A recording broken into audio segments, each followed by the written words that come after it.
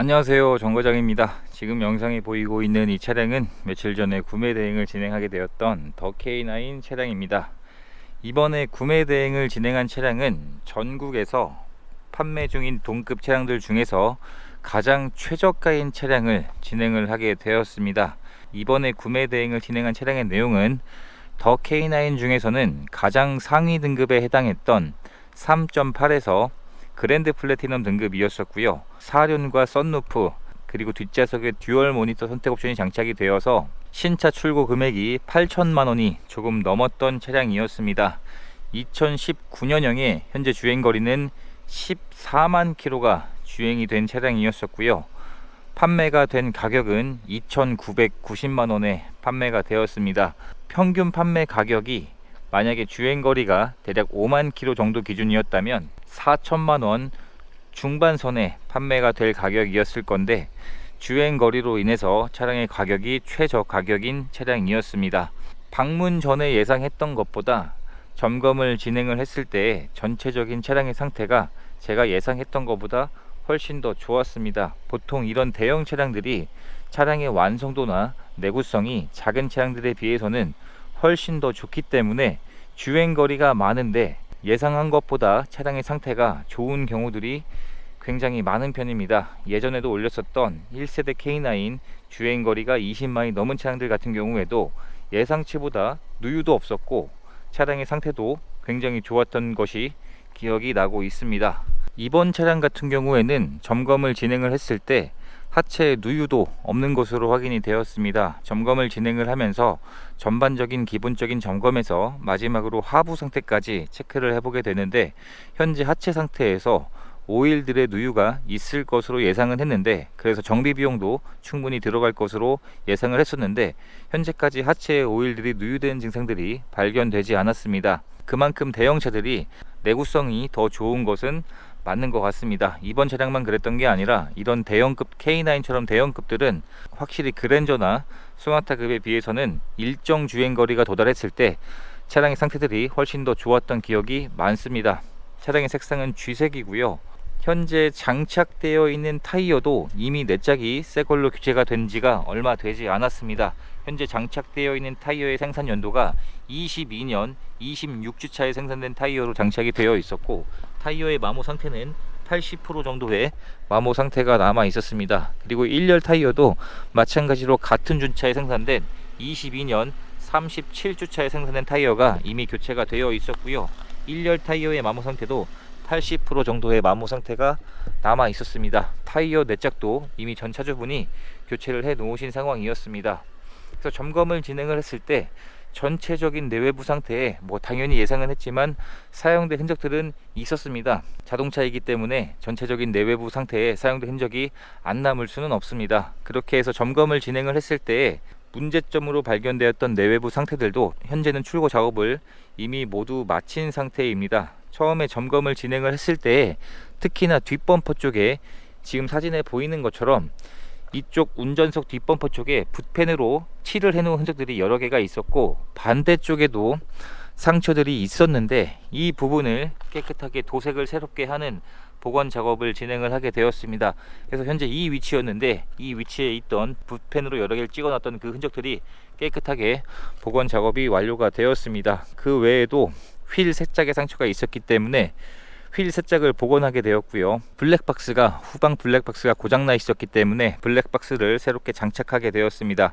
그리고 실내 시트가 밝은 베이지 톤의 시트가 장착되었었는데 실내 클리닝 작업이 되어 있지 않아서 실내 클리닝 작업을 진행을 했습니다. 그리고 기본적인 소모품들을 교체를 하게 되었는데 엔진 오일과 미션 오일을 교체를 했습니다. 그리고 브레이크 패드도 많이 닳아 있었기 때문에 브레이크 패드를 교체를 하게 되었고, 향균 필터도 새 것으로 교체를 했습니다. 그리고 지금 보시면 사진에 보이는 것처럼 이 루프 몰딩이 잘 갈라지곤 하는데 전부 다 갈라져 있었습니다. 그래서 그 루프 몰딩을 새 루프 몰딩으로 교체를 하면서 현재는 그러한 작업들이 깨끗하게 작업이 완료가 되어 있는 상태입니다.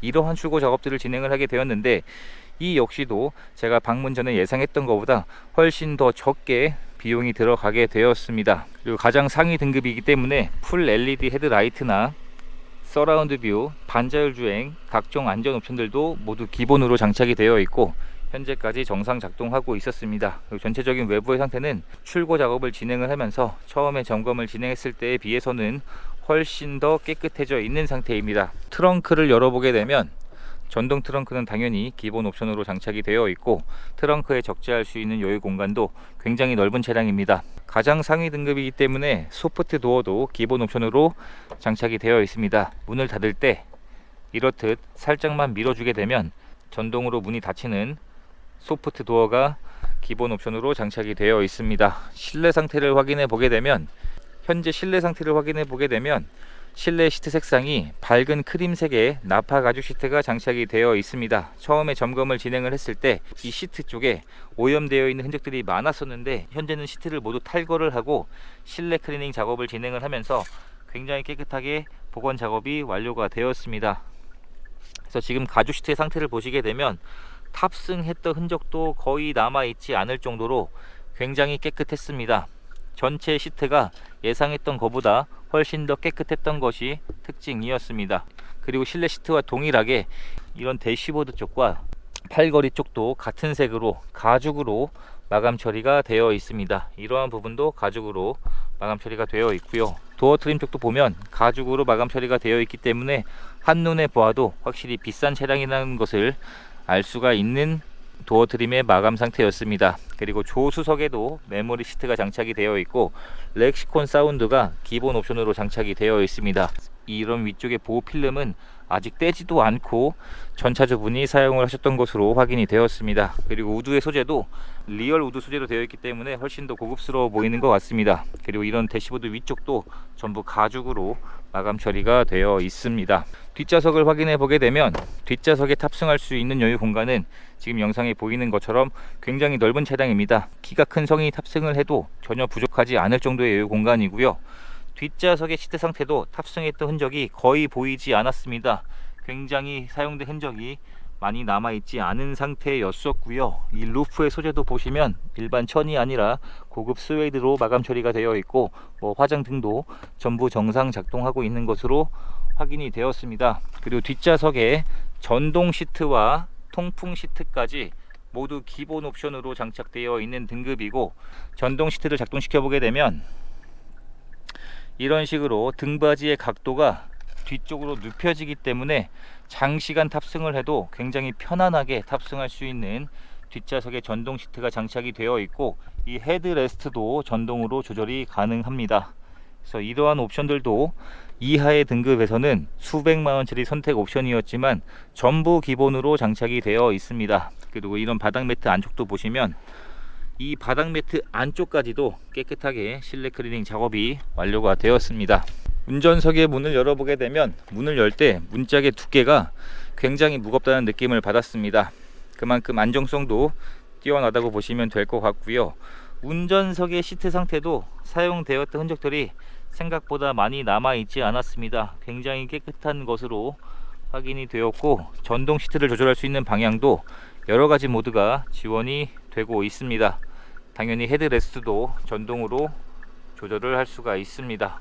그 외에 전동 핸들이나 반자율 주행, 안전 옵션들도 모두 기본으로 장착이 되어 있고요. 실내에 탑승을 해보게 되면 이런 디자인으로 구성이 되어 있습니다. 제가 생각을 할 때에는 현재 국산 대형차 중에서는 G80, G90, K9 이 세 차종이 있는데, 중고로 구입을 할 때 가장 가성비가 좋은 차량이라고 생각을 하고 있습니다. 그만큼 감가가 워낙 크기 때문에 중고로 구입을 하기에는 좋은 상황이라고 생각이 들고요. 현재 차량의 주행거리는 14만 1000km가 주행이 되었습니다. 주행거리는 많이 주행이 되었는데 매번 느끼는 거지만 K9처럼 이런 대형차들은 주행거리가 많았음에도 정숙성이 굉장히 조용했던 것이 특징이었습니다. 그리고 풀 LCD 계기판이 장착이 되어 있고요. 후측방 모니터 역시 기본 옵션으로 장착이 되어 있습니다. 이러한 핸들 커버도 전부 가죽으로 마감 처리가 되어 있고, 반자율 주행도 기본 옵션이고, 헤드업 디스플레이도 기본 옵션입니다. 그리고 전자식 기어도 장착이 되어 있고요. 신차를 구입할 때 지급되었던 2개의 스마트 키에서 카드 키까지 3개의 키가 모두 그대로 보관 중이었습니다. 통풍 시트, 열선 핸들, 열선 시트 모두 정상 작동하고 있었고 12.5인치의 큰 내비게이션이 장착이 되어 있기 때문에 사용을 하기는 굉장히 편할 것 같습니다. 그리고 후진기어를 넣었을 때 서라운드 뷰 역시 기본 옵션으로 장착이 되어 있습니다. 그리고 이번 차량은 썬루프 옵션이 장착이 되어 있었는데 현재까지 정상 작동하고 있는 것으로 확인이 되었고요. 실내에서 흡연한 흔적이나 냄새는 발견되지 않았습니다. 이런 부분이 일반 천이 아니기 때문에 훨씬 더 고급스러워 보이는 것 같습니다. 이렇게 해서 이번에 구매 대행을 진행하게 되었던 더 K9의 영상을 촬영하게 되었습니다. 신차 출고 가격이 8천만 원이 조금 넘는 가격이었는데 전국 최저가인 차량이었었고 2,990만 원에 판매가 되었습니다. 신차 가격에서 5천만 원이 조금 넘게 감가가 된 차량이었었는데 중고로 구입을 할 때 이만한 가성비가 있는 차량을 저는 본 적이 없는 것 같습니다. 확실히 대형차를 구입을 할 때 K9이 가성비가 굉장히 좋다고 생각을 하고 있고요. 한 등급 더 낮은 급으로 분류가 되는 G80 같은 경우에는 신차 금액에서 많이 빠져야 1,000만 원이 빠져 있지 않은데 K9은 상대적으로 이렇듯 많은 감가를 보이고 있습니다.